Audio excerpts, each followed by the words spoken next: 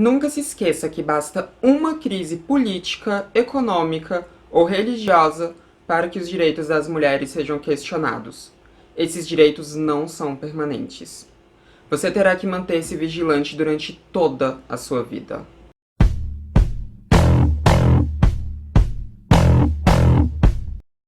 Oi, gente, tudo bom? Então, hoje eu comecei aqui o vídeo citando essa frase tão icônica de Simone de Beauvoir, porque a gente teve, na semana passada, a maior prova dela. Ou melhor, na semana passada a gente teve uma das muitas provas de que a Simone estava corretíssima quando fez essa frase, quando proferiu essa frase. Assim como a Simone estava corretíssima em muitas das outras coisas em que ela disse na vida dela. E sim, eu estou falando da situação no Afeganistão. E você já sabia disso porque você já tinha visto no título, na thumb, enfim. Vamos aqui falar sobre o Afeganistão. Mas eu não vou aqui, nesse vídeo, destrinchar para vocês todo o caos político que ocasionou no que a gente está vendo agora acontecendo no Afeganistão, que é a volta do Talibã ao poder depois de 20 anos, sem estar com poder sobre todo o Afeganistão, vamos assim dizer. Porque a verdade é que o Talibã nunca sumiu totalmente do Afeganistão. Sempre esteve ali, enfim. A minha pretensão com esse vídeo não é explicar pra vocês tudo o que aconteceu, tudo o que sucedeu, não é dar uma aula de história sobre o Afeganistão, não é falar com vocês aqui sobre os Estados Unidos serem horríveis ou não na questão do Afeganistão, não é isso. O que eu vou falar aqui com vocês é sobre a questão feminina no Afeganistão, é sobre os direitos das mulheres e também vou falar um pouco sobre direitos LGBTs que não existem lá. Então, enfim, eu vou focar nesse vídeo, nessa questão. Se você quiser entender politicamente como as coisas sucederam no Afeganistão, esse vídeo aqui pode até servir como um complemento, mas ele nunca vai ser um vídeo que vai ter a finalidade de explicar isso, porque eu não tenho aporte para isso, e se eu fosse fazer um vídeo para explicar para vocês toda essa questão política, como a gente chegou nesse ponto, esse vídeo seria muito mais longo do que esse daqui já ficou. Então, se você quiser saber historicamente como as coisas sucederam, vai no box de descrição do vídeo, porque ali tem links de especialistas mesmo falando sobre isso, né? Pessoas que são formadas em relações internacionais, pessoas que são jornalistas, enfim. Vai no link de descrição, que lá você vai ter um panorama melhor de como as coisas se sucederam, e aqui a gente vai só falar sobre essas questões dos direitos das mulheres e também da falta de direitos LGBTs. Ou melhor, da falta de direitos de mulheres e de LGBTs naquele país. Bom, o Afeganistão nunca foi tido como um país extremamente livre para mulheres, isso nunca aconteceu de forma plena, mas as coisas já foram melhores para as mulheres lá no Afeganistão. Isso até porque o Afeganistão nunca foi tido como uma nação unificada, como aqui no Brasil, por exemplo, que nós todos nos consideramos brasileiros e queremos lutar pelo nosso país para que o nosso país seja melhor, né? Apesar de que tem algumas pessoas que estão fazendo o extremo oposto disso aqui no Brasil, muitas pessoas que fizeram o extremo oposto disso em 2018 continuam fazendo, né? Enfim, a gente ainda assim tem um sentimento de nação, a gente se considera brasileiros aqui. Lá no Afeganistão a coisa é diferente, porque aquele país é dividido em tribos. Tem muitas tribos diferentes, com doutrinas diferentes, com visões de mundo diferentes e com preceitos de leis diferentes. O que não quer dizer que no Afeganistão cada lugar tem exatamente uma lei, mas que, por exemplo, tem tribos cristãs no Afeganistão e tem tribos islâmicas no Afeganistão que seguem preceitos diferentes. E dentro das tribos cristãs tem diferentes tribos que seguem preceitos diferentes dentro das tribos islâmicas também. E as pessoas lá, elas não têm essa coisa forte, esse nacionalismo de se verem exatamente como afegãos. Eles se veem como islâmicos, eles se veem como cristãos, eles se veem como pertencentes a, enfim, xiitas, sunitas, eles se veem dessa forma. É como se aqui no Brasil a gente se visse antes de brasileiros como enfim, evangélicos, católicos, é mais ou menos isso, só que de uma forma muito mais intensificada e muito mais danosa, porque essas pessoas entram em conflito constantemente lá. Se você acha que aqui no Brasil a gente já tem conflitos religiosos, lá a gente tem muito mais. E esses conflitos, eles sempre tendem à violência também, sempre foi assim na história do Afeganistão. aquele lugar sempre teve esses embates religiosos muito efervescentes. Porém, nos anos 70, a gente teve um governo que foi um pouco mais livre com as mulheres lá no Afeganistão. Aqui vocês estão vendo algumas imagens passando, que são imagens de mulheres nos anos 70 no Afeganistão. Essas mulheres, vocês podem ver que elas estão usando saia, elas estão usando blusas, elas estão com o cabelo aparente, né, com o cabelo solto até, algumas com penteados, elas estão usando maquiagem, elas estão em universidades, elas estão fumando, elas estão com as unhas feitas, elas estão inclusive trabalhando. Então, a gente pode ver nessas imagens um lugar muito diferente do que a gente passou a ver depois. Mas acontece que nessa época, nesses anos 70, onde a gente tinha essa maior liberdade para as mulheres lá no Afeganistão, começou a ter uma crise política naquele país, porque aquele país se tornou território de uma dominação russa, né? Os russos tentaram dominar aquele país na época, a União Soviética, e aí vieram os Estados Unidos, se juntaram ali aos rebeldes dentro do Afeganistão para lutar contra a União Soviética, e o país virou um cenário de guerra, como já tinha virado em outros momentos da história. E como bem disse Simone de Beauvoir, basta uma crise política, econômica ou religiosa para que os direitos das mulheres sejam questionados, e foi o que aconteceu quando essa guerra terminou. A União Soviética perdeu, os Estados Unidos, junto com o Afeganistão, ganharam, e aquele lugar ficou com um hiato de poder, porque a gente não tinha mais aquele governador que a gente tinha antes no Afeganistão. A gente ficou com um hiato, não tinha ninguém ocupando aquele lugar, e foi aí que o Talibã tomou o poder do Afeganistão. E quando o Talibã tomou o poder do Afeganistão foi quando a gente teve toda essa repressão às mulheres acontecendo. Então, nos anos 90 até 2001, a gente viu aquele cenário aterrador no Afeganistão, onde as mulheres eram impedidas de sair de casa sem marido, elas tinham que usar burca, né? Se antes as mulheres elas tinham aquela liberdade de poder usar saias, pelo menos em Cabul, né?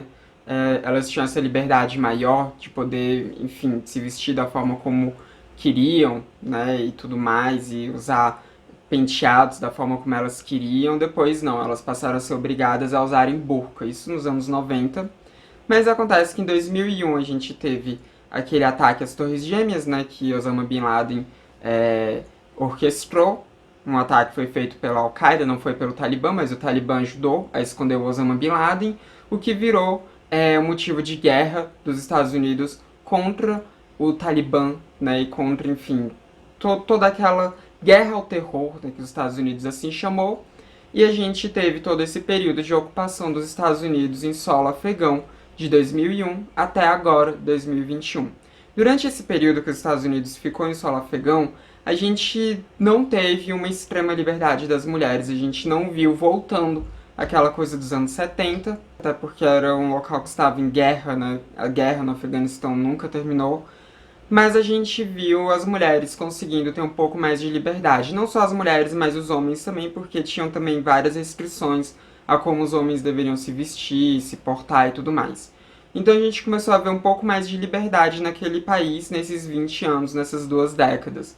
A gente começou a ver, por exemplo, mulheres voltando a estudar, mulheres conseguindo ocupar alguns lugares, alguns empregos, né? Mulheres se tornando jornalistas, mulheres se tornando médicas, enfim, a gente começou a ver essa mudança de novo naquele país, essa mudança de perspectiva.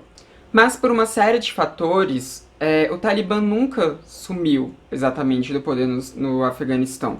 Os Estados Unidos não conseguiram acabar com o Talibã, e eu ouso dizer que talvez os Estados Unidos nem tenham tentado de fato acabar com o Talibã, porque o Afeganistão é um lugar muito difícil de você conseguir varrer uma organização criminosa de lá, não só porque tem muitas pessoas que concordam com essa organização, né, do Talibã, mas também porque é um local de difícil acesso, é um local muito complicado de você conseguir mandar pessoas, e além do que o Talibã, vamos lembrar, eles são religiosos de um modo extremo, ao ponto de eles não se importarem de morrer em combate. Então, enfim, tudo isso dificulta para que você consiga erradicar eles, porque é muito difícil quando você tem de um lado as pessoas lutando, mas querendo sobreviver, e do outro lado as pessoas não dando a mínima para sua sobrevivência e simplesmente indo para cima na luta, enfim. Por uma série de fatores, os Estados Unidos não conseguiu varrer o Talibã, e durante esses 20 anos, em Cabul a gente viu uma maior liberdade feminina, mas nos outros lugares do Afeganistão não era bem assim. A gente já via muita repressão às mulheres em várias vilas lá do Afeganistão que eram mais afastadas da capital, que eram mais afastadas do centro, em regiões que eram mais montanhosas. A gente via acontecendo mais essa repressão do Talibã contra as mulheres. Então, o Talibã nunca sumiu do poder lá no Afeganistão. Nunca. Só que não tinha o poder total mais. E no ano passado, quando Donald Trump assinou aquele tratado para poder tirar as tropas estadunidenses do Afeganistão, ele fez um tipo de acordo com quem fosse tomar o poder no Afeganistão, e provavelmente ele já imaginava que seria o Talibã, provavelmente os Estados Unidos já sabia que o Talibã que tomaria esse poder, e foi feito ali um acordo para que eles não intervissem nos Estados Unidos, para que não tivessem, por exemplo, ataques terroristas. Porque vamos lembrar que o que fez os Estados Unidos intervir lá no Afeganistão não foi uma luta pelos direitos das mulheres, não foi uma luta pelos direitos minoritários, não foi uma luta contra o extremismo religioso. Foi uma luta contra o terror, contra o terrorismo que atingiu solo estadunidense. Então não foi porque os Estados Unidos queriam que aquele lugar fosse um local mais livre, mas sim porque os Estados Unidos queriam que aquele local não oferecesse mais nenhum tipo de perigo contra os norte-americanos.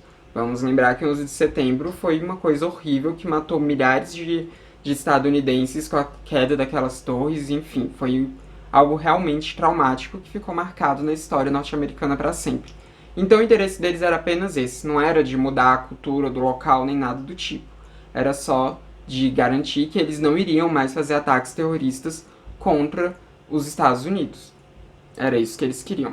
Mas, tendo pincelado aqui, esse panorama histórico aqui de forma bem superficial, volto a dizer, esse não é um vídeo que pretende explicar a questão política do Talibã no Afeganistão, só tive que fazer esse panorama mesmo. Volto a dizer também que se você quiser entender melhor, vai nos links aqui embaixo, dá uma lida, dá uma assistida em outras pessoas também. Mas enfim, agora a gente vai entrar na questão das mulheres de fato.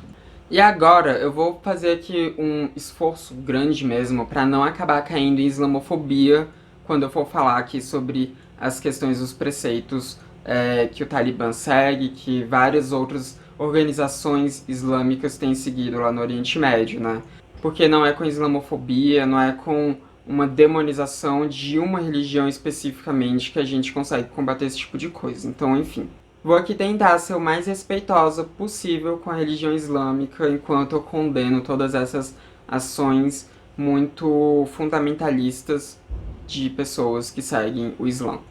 O grande problema do Talibã e de outras organizações como a Al-Qaeda, como o ISIS, enfim, o problema dessas organizações é que elas seguem o Alcorão ao pé da letra. Elas pegam aquele livro que foi escrito há milhares de anos e seguem ele ao pé da letra, de uma forma anacrônica, como se as coisas que são escritas naquele livro que foi escrito há tanto tempo ainda pudessem ser aplicadas nos dias de hoje, com o conhecimento que a gente tem hoje em dia, com todas as leis internacionais que a gente tem hoje em dia e com todo o entendimento que a gente tem sobre direitos humanos. E quando eu digo a gente, eu tô falando a gente como planeta, não a gente, enfim, como indivíduo. E quando a gente tem essas organizações seguindo esse livro tão antigo ao pé da letra, a gente tem vários problemas, porque cada organização vai interpretar aquilo de uma forma, e sempre de uma forma também muito ruim, muito sofrida e muito violenta. Isso eu tô falando de interpretações ao pé da letra, tá, gente? Ao pé da letra. Não tô falando que toda pessoa que segue o Islã vá fazer isso. Não tô falando das pessoas que seguem o Islã pegando o Alcorão e trazendo ele ao pé da letra para os dias de hoje, de forma anacrônica. É disso que eu tô falando. Enfim, o Talibã, ele seguia aplicando a lei de Sharia, Ele tem aplicado a lei de Sharia. Pode ser que eu tenha dito pronúncia errada aqui, mas enfim, faz parte da vida. E é essa lei de Sharia que faz essa aplicação literal do Alcorão. Eu vou falar aqui pra vocês algumas coisas que são que são preceitos nessa lei de Sharia que ele segue, né, que o Talibã segue, que o Talibã aplica lá no Afeganistão.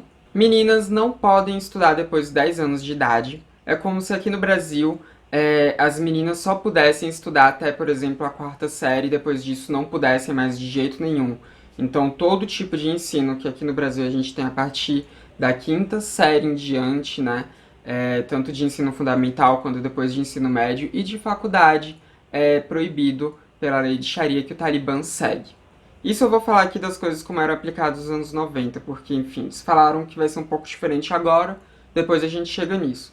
Mas nos anos 90 era assim, as meninas, a partir dos 10 anos de idade, não podiam mais estudar, e também foi assim em várias das vilas, em várias das cidades onde o Talibã continuou no poder nesses 20 anos. Então tem muitos lugares no Afeganistão em que as meninas continuavam sem poder estudar a partir dos 10 anos de idade, tá? Isso continua acontecendo. Porque, volto a dizer, o Talibã nunca saiu totalmente do poder no Afeganistão.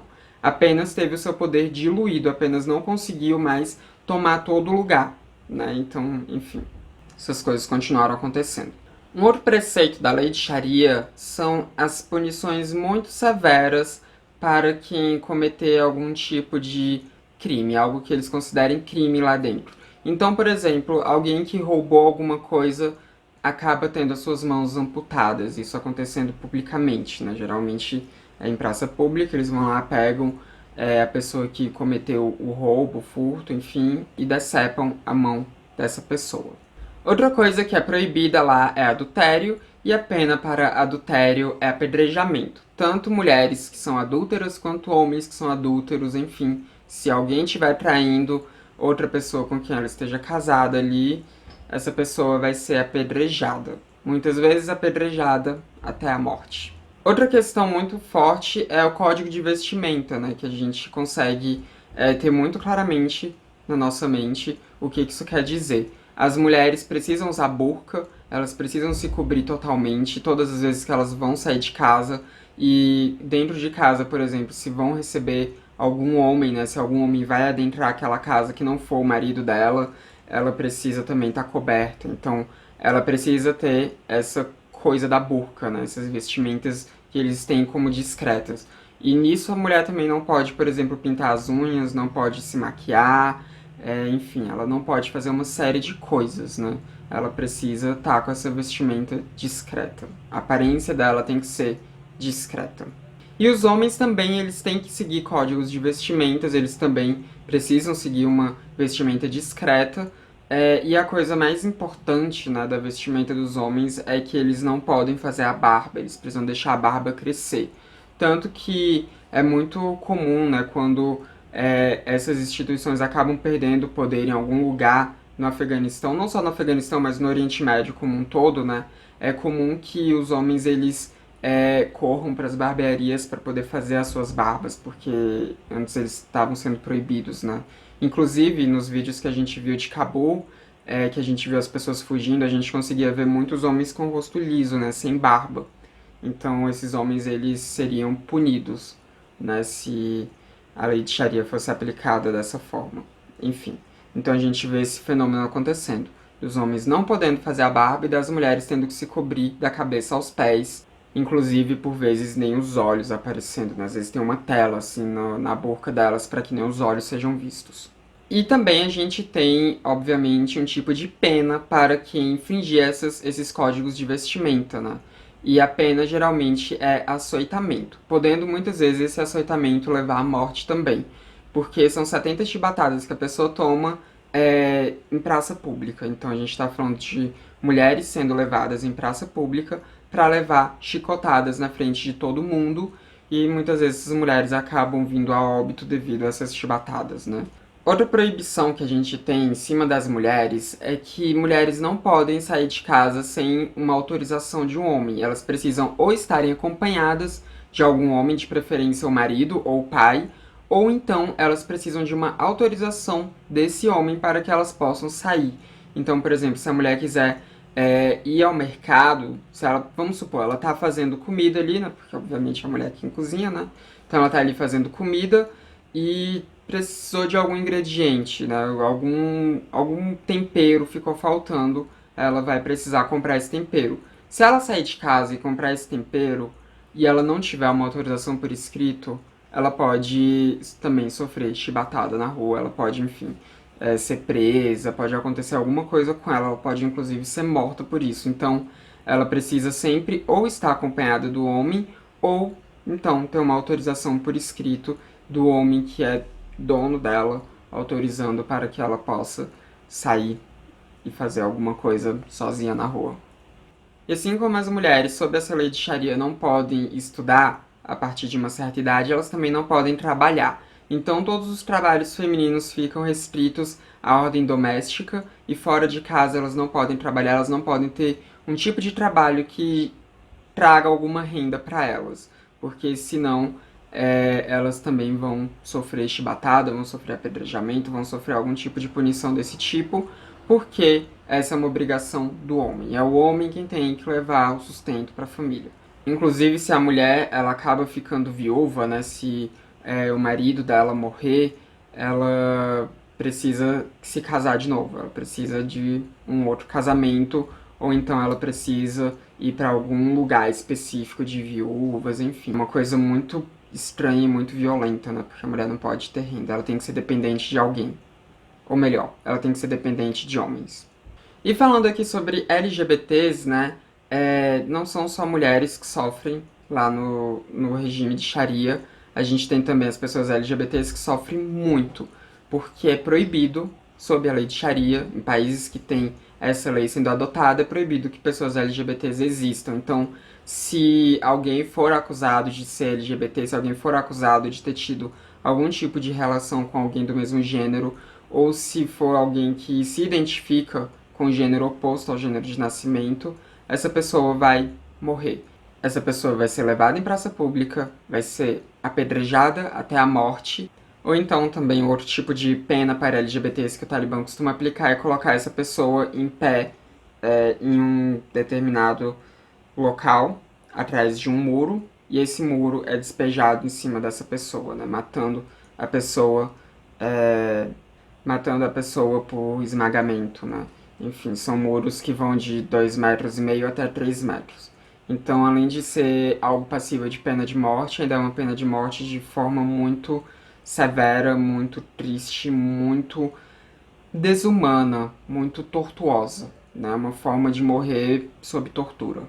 Inclusive, aquela frase que eu citei no começo de Simone de Beauvoir, né, que diz que basta uma crise política, econômica ou religiosa para que os direitos das mulheres sejam questionados, eu estendo essa frase para os direitos de LGBTs e, na verdade, para os direitos de qualquer minoria. Porque sempre que existe uma crise política acontecendo, as minorias são as primeiras a serem atacadas, são as primeiras a ficarem passíveis de perder os seus direitos, né? Então, eu diria que nem são apenas as mulheres, mas sim toda e qualquer minoria social.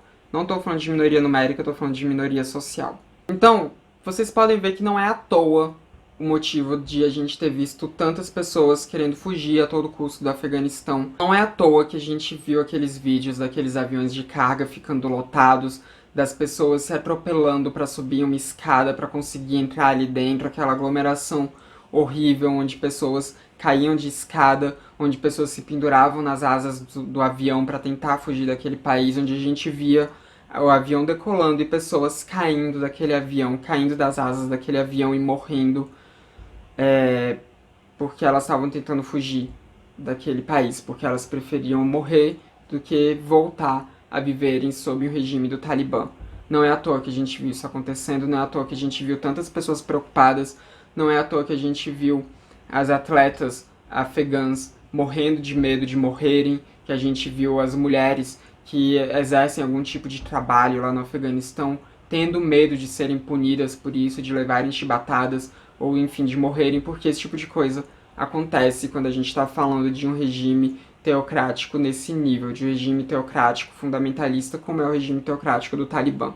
E a verdade é que a gente não sabe como que vai ser o regime do Talibã agora, a gente não sabe o que eles vão fazer agora que eles tomaram Cabul, a gente não sabe como é que serão adotadas essas leis que eles adotavam, né? A gente não sabe se todas as leis de Sharia vão entrar em vigor agora com a volta do Talibã ao poder no Afeganistão. A gente teve uma entrevista coletiva, né, que o Talibã deu, e nessa entrevista coletiva os representantes do Talibã disseram que as mulheres terão direitos garantidos, que elas serão uma parte importante da sociedade deles e que elas vão poder trabalhar e estudar desde que elas estejam usando o hijab, né? Eles não falaram exatamente burca, eles falaram hijab. E até então a gente tem visto isso acontecendo, né? A gente conseguiu ver, por exemplo, esses dias teve uma jornalista que entrevistou um dos representantes do Talibã no jornal e ela não estava usando uma burca, ela estava usando hijab, né? Ela estava coberta, mas o rosto dela estava todo à mostra, né? Então não era uma burca que ela estava usando. Então, por enquanto, a gente está vendo as mulheres ainda conseguindo ter um pouco de liberdade. Eu nem sei se eu posso chamar exatamente de liberdade, mas a gente consegue ver que tem mulheres que estão ainda conseguindo trabalhar lá dentro do Afeganistão. A gente consegue ver que isso está acontecendo. Mas ao mesmo tempo a gente também viu aquela coisa horrível que foi aqueles painéis sendo pintados, né? Painéis onde tinham fotos de mulheres, onde tinham pinturas de mulheres sem burca, sem hijab e sendo pintados. A gente viu isso acontecendo e a gente também já recebeu alguns relatos, né? Quando eu digo a gente, eu tô falando o mundo, tá? O mundo fora do Afeganistão. Recebeu alguns relatos de mulheres dizendo que já estavam sendo perseguidas, né? De mulheres que eram de vilas antes da tomada de Cabul, né? De vilas que o Talibã foi tomando antes de chegar a Cabul, que disseram que elas já estavam sendo vendidas para homens, que disseram que eles já estavam pegando as meninas que tinham de 12 anos para cima, que eram solteiras, para poder vendê-las para casamentos. Então a gente não sabe até quando que essas mulheres lá em Cabul vão continuar conseguindo trabalhar, vão continuar conseguindo apenas usar o hijab para poder andar livremente. A gente não sabe até quando que eles vão ter essas medidas mais... Eu não posso nem dizer mais brandas, essas medidas menos brutais. A gente não sabe até quando. Porque nessa entrevista coletiva eles também disseram que vão sim usar a lei de Sharia, né, e que as mulheres poderão ter esses direitos de estudar e de trabalhar desde que elas usem o hijab e desde que elas sigam os preceitos do Islã. Preceitos esses que a gente não sabe exatamente como serão adotados. Mas aqui eu quero deixar claro que esse problema que a gente vê no Afeganistão quanto aos direitos das mulheres e direitos LGBTs, que não é um problema só do Afeganistão, é um problema também de vários outros países ali no Oriente Médio, né? É um problema do Irã, um problema da Síria, é um problema, enfim, de toda aquela região do Oriente Médio. Esse tipo de coisa, esse tipo de aplicação de lei baseada em uma religião fundamentalista, né, de preceitos fundamentalistas de uma religião, é algo que não é um problema apenas do Islã. Qualquer religião que a gente tiver alguém querendo impô-la a outras pessoas, a gente vai ver coisas desse tipo acontecendo. A própria Bíblia, por exemplo, né, a Bíblia do cristianismo, se a gente pega essa Bíblia cristã e a gente lê o Antigo Testamento dela, que inclusive também é usado por judeus, né, o Antigo Testamento, se a gente pega aquilo e for ler, são coisas horríveis também. Na Bíblia, que as pessoas aqui no Brasil costumam seguir, também tem falando de apedrejamento, também tem falando de pena de morte, também tem falando de coisas horríveis, né, enfim, a menina que foi estuprada ter que casar com o estuprador. A gente vê essas coisas na Bíblia. O negócio é que a Bíblia, pelo menos aqui no Brasil, ela não é seguida ao pé da letra pela maioria das pessoas que leem a Bíblia. E as pouquíssimas pessoas que levam essas coisas mais ao pé da letra, elas não têm um poder sobre o país. E não é como se essas pessoas não estivessem tentando, né, tomar o poder aqui no país, porque a gente tem, por exemplo, no Congresso Nacional a bancada evangélica, né, a bancada da Bíblia, que é uma bancada enorme, composta majoritariamente por pessoas fundamentalistas que são contra alguns dos direitos de mulheres e que são contra direitos de pessoas LGBTs. A gente tem isso na nossa política aqui. O negócio é que não é algo tão expressivo e aqui no Brasil a gente ainda tem democracia, né? Por mais que a gente esteja com esse presidente horrível que é o Bolsonaro, que seja uma pessoa fundamentalista, é um cristão fundamentalista, por mais que a gente tenha essa bancada da Bíblia ali no Congresso, por mais que a gente tenha muitos religiosos aqui no Brasil que eles conseguem se eleger usando da religião para se elegerem, a gente ainda tem aqui uma democracia, a gente ainda tem um judiciário que tem uma força muito grande, a gente ainda tem aqui outras frentes dentro do Congresso Nacional, a gente ainda tem um regime democrático. É difícil? Mas não é impossível que isso aconteça. E é por isso que a gente tem que estar sempre vigilante quanto aos nossos direitos, é por isso que a gente tem que estar sempre lutando para assegurar os direitos que a gente já tem e conquistar direitos novos. Tanto pessoas LGBTs quanto mulheres. E eu, por exemplo, né, que faço parte dos dois grupos, preciso estar muito vigilante mesmo. E também estendo isso para os direitos de pessoas negras, para os direitos de qualquer pessoa que faça parte de uma minoria social. A gente tem que estar sempre vigilante, a gente tem que estar sempre atento para como estão manejando os nossos direitos dentro do Congresso, dentro, enfim, do nosso país. Como que essas coisas estão sendo levadas. Porque não é impossível que aconteça uma perda de direito significativa. A gente teve tentativas de tirar os nossos direitos aqui no Brasil. A gente já teve isso acontecendo nesses últimos anos de inúmeras formas. Então a gente precisa sempre ficar atenta a isso. Se você já assistiu The Handmaid's Tale, ou se você leu o conto da Aya, enfim, você sabe que aquilo não é impossível de acontecer. Porque aquilo aconteceu no Afeganistão. Foi exatamente aquilo que aconteceu no Afeganistão. E o que aconteceu no Afeganistão não é impossível de acontecer em outros países. É difícil, mas não é impossível. Enfim, a gente tem sempre que ficar atenta e a gente tem que prestar qualquer tipo de solidariedade que a gente puder a essas pessoas que estão conseguindo fugir do Afeganistão. Então, vamos torcer para que os demais países do mundo fiquem abertos para a imigração, fiquem abertos para trazer essas pessoas, para dar um local digno para essas pessoas, para darem uma vida digna para essas pessoas, porque por mais que a gente esteja vivendo uma crise sanitária mundial, né, em relação à pandemia, a gente está vendo uma crise humanitária acontecendo também com pessoas iguais a nós. Então é importante que a gente se abra sim para receber imigrantes. Né? Eu sei que tem pessoas que são contra imigração, mas as pessoas são idiotas, são pessoas desumanas, são pessoas horríveis, porque a gente tem sim que estar aberto a isso. A gente tem que abrir as nossas fronteiras para receber essas pessoas, para abrigá-las, para tirar elas desse cenário caótico de terror que a gente vê acontecendo nesses países. Enfim, isso é tudo que eu tinha para dizer sobre essa questão no Afeganistão. Eu quero saber o que você pensa de tudo isso, então comenta aí embaixo o que você quiser em relação a isso. Só tome cuidado para não cair uma islamofobia, porque, volto a dizer, não é com um preconceito que a gente combate outro, então tentem ser o mais respeitosos possíveis nos seus comentários. E eu tô falando isso como uma pessoa ateia, tá, gente? Eu sou ateia, eu não acredito em nenhum tipo de religião, não acredito em nenhum tipo de divindade. E sim, eu, Samantha, acho que o mundo seria melhor se não existisse nenhum tipo de religião. Mas religiões existem e a gente tem que respeitá-las à medida do possível. Então, eu peço para que quem for comentar não caia em islamofobia. Até porque se você usar discurso islamofóbico, você vai só afastar mais ainda essas pessoas do debate, né? Você não vai conseguir ter um diálogo, você não vai conseguir ter uma abertura e você não vai conseguir, por exemplo, diminuir o fundamentalismo. Você vai só jogar essas pessoas para uma margem. Então, tome muito cuidado com a islamofobia quando forem comentar sobre esse assunto.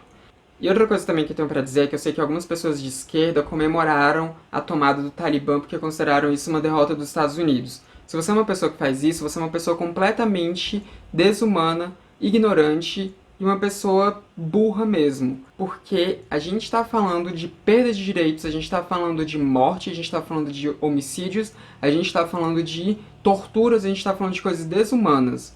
Então, se você fica feliz que um regime teocrático, fundamentalista, desse nível tomou o poder em um país só porque isso significa na sua mente a derrota de um outro país imperialista que é os Estados Unidos, então você é uma pessoa desumana, você é uma pessoa horrível, uma pessoa desagradável.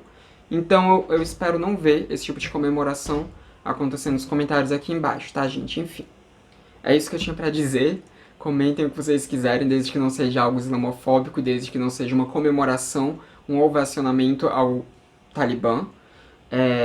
E também não esqueçam de deixar aquele like, porque isso ajuda muito a disseminar o conteúdo do Transmissão pelo YouTube. Esse foi mais um vídeo do Transmissão, canal Sem Tema. A gente se vê na próxima. Até mais.